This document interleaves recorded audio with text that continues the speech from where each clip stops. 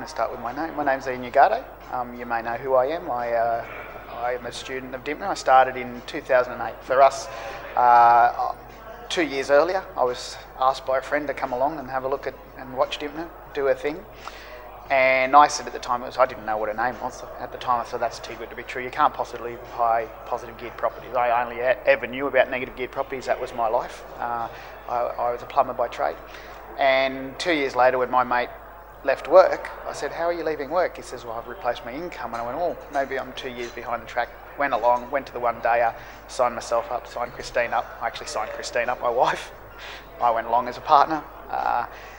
And the interesting part about that was that my whole thought process was, I'll tell Christine go along, she can do all the learning, and then I'll get her to come back and tell me what it's all about, and then I was going to make the decisions about buying property. And that's probably one of the biggest things that I've learned in the program, that this buying property thing is not to be put in someone else's hands. The information and knowledge had to be put into my own head so that I could make good decisions. And that for me is something that I'll hold forever. That education is something I'll hold forever.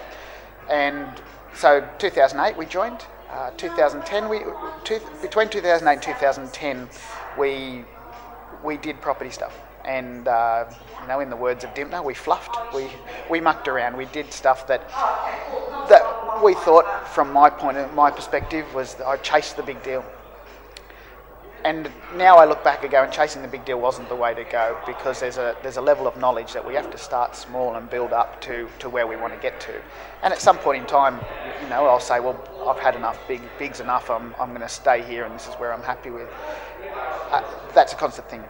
So for me, the first couple of deals that we did were quite big, large learning. As we say in the game, I made a negative profit in that deal.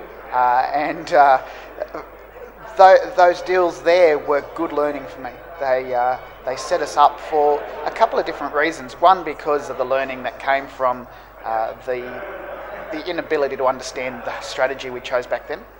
The other part of that was that we had a large component of the information we learnt there was that type of strategy didn't suit us. The strategy that we've chosen, other people are using all day long, but it suits their personality. And I think that's really important part as well. We've now chosen a strategy we call the bread and butter strategy. We go in and we do that, and we now know. The first time we did it was obviously very difficult. There was a whole learning process behind that. But since then, we've learnt so much that we can spot that type of strategy and that type of deal within 10 seconds and go, that's the type of deal that we can make money out of. Now, to get to that point was a lot of learning. This strategy suits us. The other strategies we've tried, and we've tried many of them, are not quite suiting my personality. And like I said, there's other people, other success stories in the program that have found that strategy that's the one that we don't like, but it suits them down to a T. So that continual learning process is a big part of what we've been learning with the Dymphna program.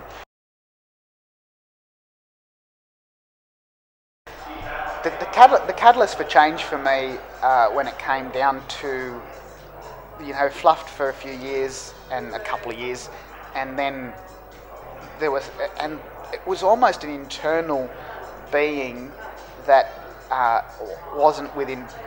It sounds too spiritual, but it wasn't. There was no balance in my life. There was things that quite weren't working, and there was a very clear point in my life where the need for change started to occur to me. And it's sometimes, for some people, it's so insignificant. But for everyone else, it's insignificant what's going on. But for you, it just cuts to your core. And I love the ability for children to be 100% honest with you. They're still not completely au fait with the conditioning that adults put on them of you shouldn't say that.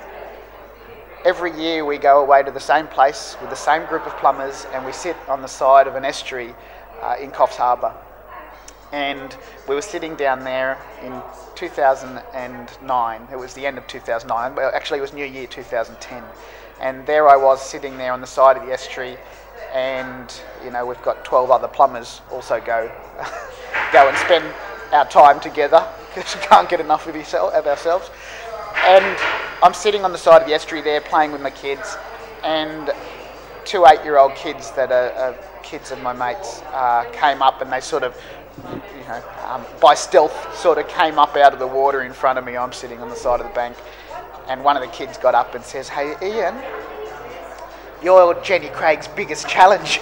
So, for everyone else that was a bit of a laugh, and I laughed along with that too.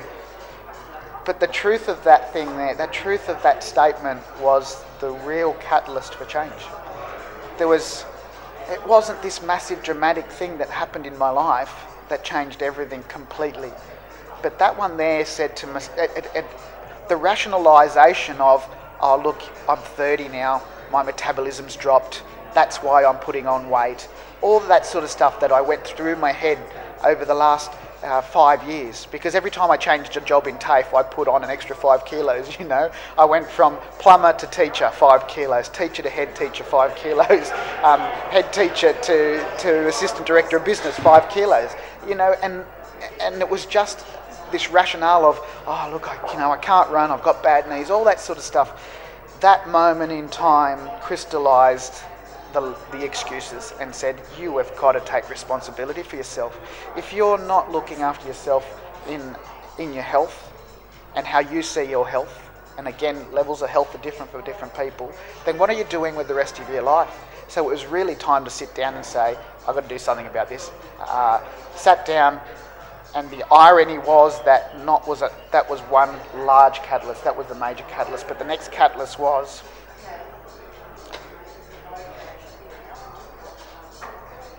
sorry. The catalyst for me was absolutely loving my job. And getting to the point where I turned up at work 2010 and I had a new boss. So here I was, the catalyst for change for me was that, I needed to lose that weight. It had to happen for me to become successful in my life. And then I turned up at work and I had a new boss, and he ruined my world. He tore my world apart in 2 days. So those two things together were the things that had to happen in my life, had to change. And so that was the 27th of January 2010 was that day. And by the 29th of January, my new boss had torn my world apart. And I went home on the 29th of January and I pulled the bag and sand book off the shelf and I sat down and I filled it out for the first time after 2 years. And that was the change.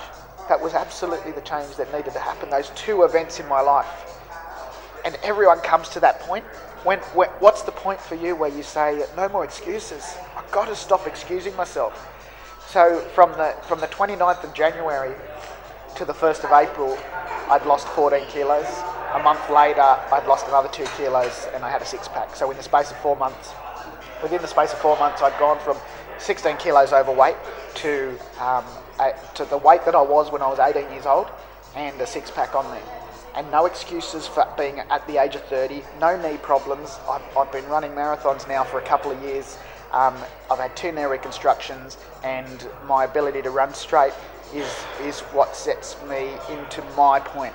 Now, I'm not saying that you have to go run marathons. I'm not saying that you have to be the same weight that you were when you're 18. I am saying that you have to look after your health. And those two quick successions happen to people all the time. Dymphna talks about the feather. There's a little signal there to say, hey, maybe you should be doing some change here. And the next one is the paper cut. There's a little bit of a hurt in the paper cut and at the heel well, and then that brick in the face. And I didn't get to the brick in the face. I was really, really fortunate that I saw the signs early, and the brick in the face would have been overweight, unhappy in my work, and with a 36 grand negative portfolio of 8 properties, and a bank saying to me, hey, you can't afford to live anymore, we're going to have to pull in some loans. Had that happened, that would have been the end for me and my family. Now, I don't consider the end, have it in the benefit of hindsight, I don't consider that would have been the end, because life goes on and people in much worse conditions are able to move forward. I am so inspired by some of the stories that I see around for people that have severe trauma and injuries, yet they just get up and smile and keep going.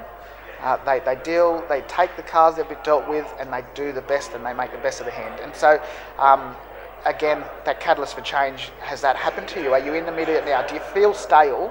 If you're feeling stale and you're not feeling enthused, it's probably a time to have a good look at the peg in the sand is where you need to go.